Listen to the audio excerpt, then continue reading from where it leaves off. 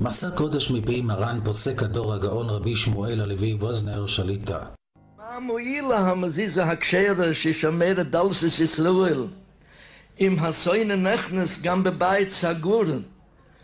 אם זה התלבושת הפרוצה שנלקחה כידוע מירודים שבאמס, וכל אופנה כידוע מקוירה בשול תחתס של הגהנם.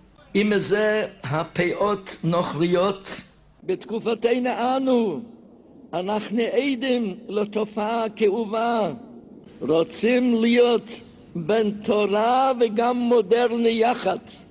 הבעל רוצה אמנון בתורה, ואולי גם האישה, כשניסית לו, היא אמרה, כמו שאומרים כולם, אני רוצה בין תורה.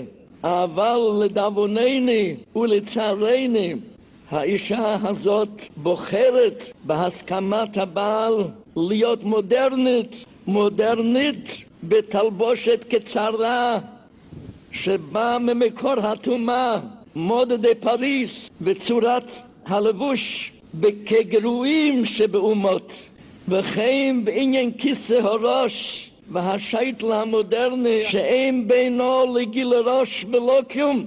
כיסא ראש זה של האישה צריך להיות באופן צנועה ביותר, ובבוינסינו הרבים בבתים רבים ואצל נשים רבות נהפך להצגה מודרנית באורכו ובצורתו. והאישה הזאת לא נראית כלל כאשת בן תורה, ולא נראית כאישה חרדית, אלא כאחת השחקניות מן הרחוב התחתון, לא כבת ארצנו הקדושה, אלא כבת פריס.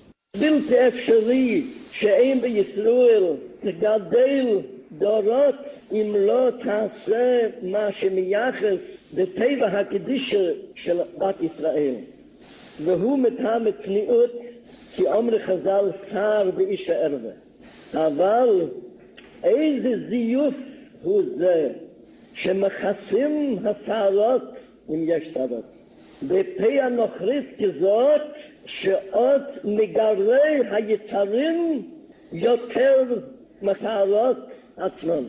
איזה זיוף הוא זה, והם ביודם ואולי גם בלא יודם חוטאים ומחטיאים את החרם, מכניסים את הרחוב ואת הסביבה ללאו החמור שלא תסירו אחרי לבבכם ואחרי עיניכם.